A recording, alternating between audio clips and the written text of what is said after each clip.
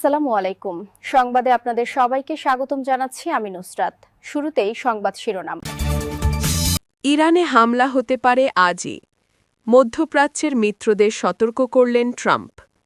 ভয়ে আতঙ্কে খাবার ও পানি মজুত করছে সাধারণ মানুষ। ইরানের বদলে এখন ভেনেজুয়েলার তেল কিনবে ভারত। ভূমিকম্পে কাঁপল ইরান।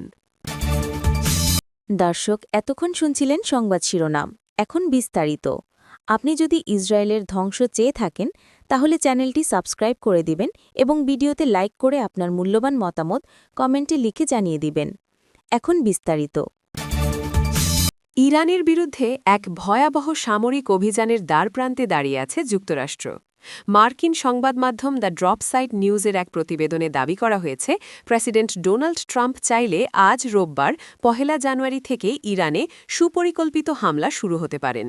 তবে এই হামলার মূল লক্ষ্য কেবল ইরানের পারমাণবিক বা ক্ষেপণাস্ত্র কর্মসূচি ধ্বংস করা নয়, বরং শীর্ষ নেতৃত্বের ওপর শীর্ষছেদ কৌশল প্রয়োগ করে দেশটিতে সরকার পরিবর্তন বা রেজিম চেঞ্জ ঘটানো।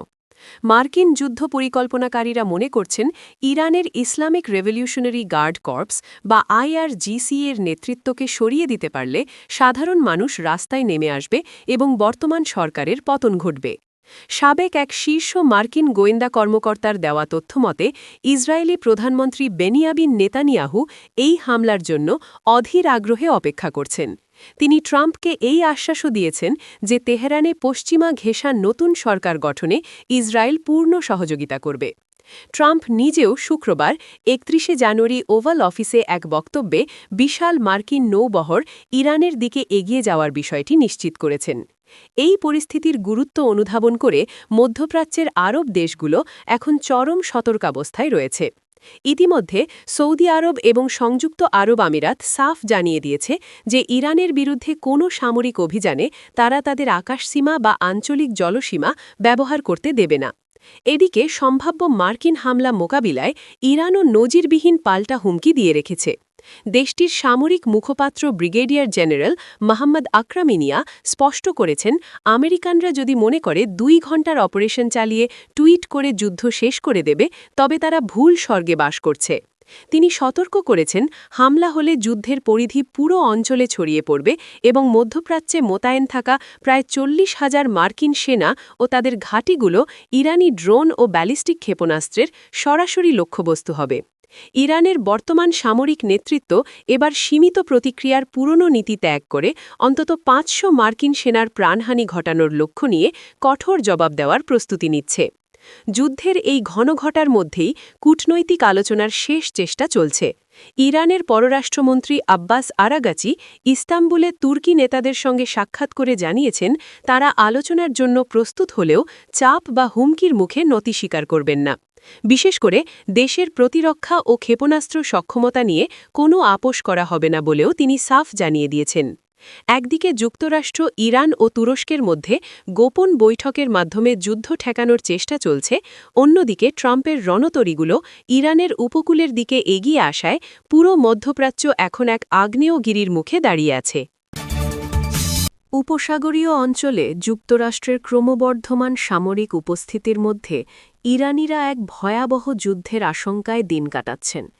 তেহরানসহ দেশটির বিভিন্ন প্রান্তে আসন্ন মাগত ৩০ জানুয়ারি রাত থেকেই এই থমথমে পরিস্থিতি লক্ষ্য করা যাচ্ছে, যেখানে সাধারণ মানুষ নির্ঘুম রাত কাটিয়েছে কোনো বড় বিস্ফোরণের শব্দ শোনার আশঙ্কায়।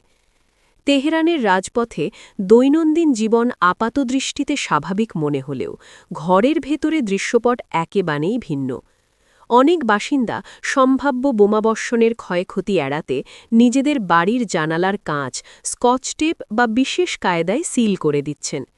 বাসিন্দাদের মতে, বোমা হামলা শুরু হলে সরকার সমর্থক আর বিরোধী পক্ষের মধ্যে কোনো তফাৎ থাকবে না, সবাই একইভাবে বিপদে পড়বে।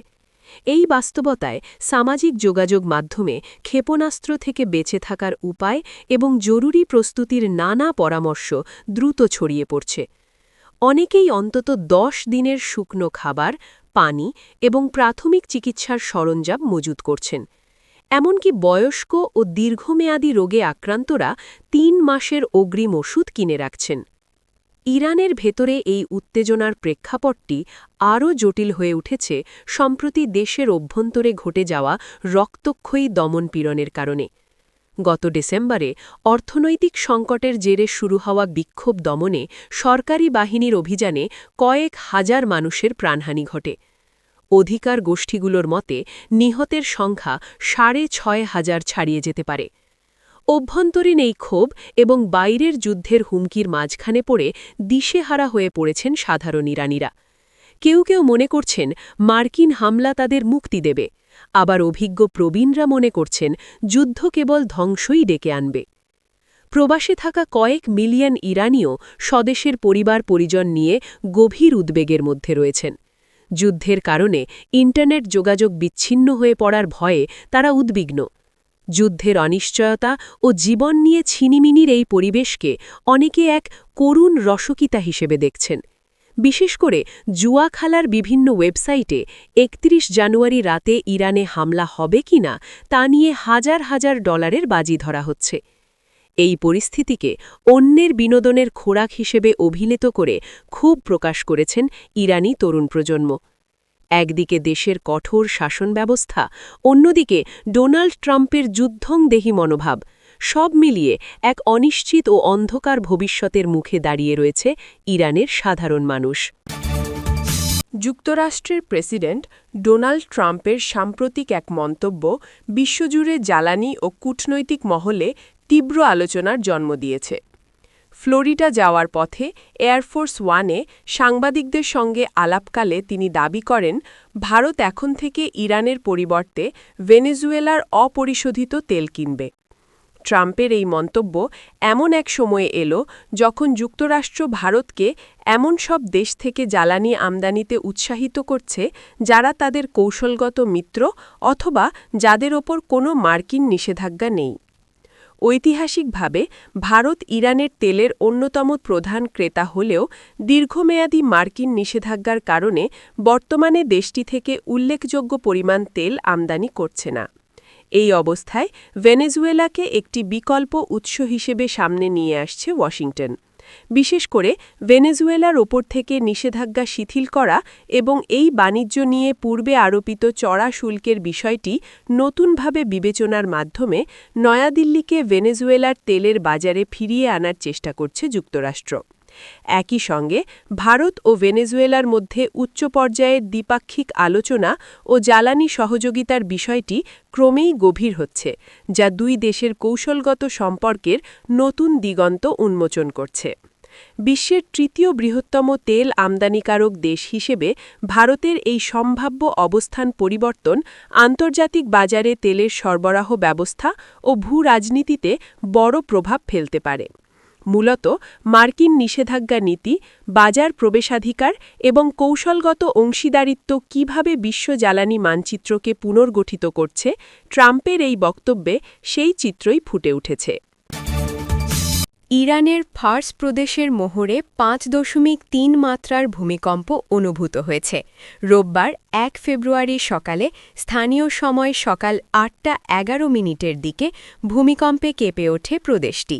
মাটি থেকে ভূমিকম্পটির গভীরতা ছিল মাত্র ১০ কিলোমিটার। জার্মানির ভূবিদ্যা গবেষণা কেন্দ্র ভূমিকম্পের বিষয়টি নিশ্চিত করেছে। প্রাথমিক তথ্যে জানা গেছে উৎপত্তিস্থলের কাছাকাছি অনেকেই এটি অনুভব করেছেন, তবে এটির আঘাতে বড় ধরনের কোনো ভূমিকম্প হয়নি। বলা হচ্ছে ভূমিকম্পটি যে মাত্রার ছিল এটির প্রভাবে শেলফ থেকে জিনিসপত্র পড়ে যাওয়া, ঘরের জানালা ভেঙে যাওয়ার ঘটনা ঘটতে পারে।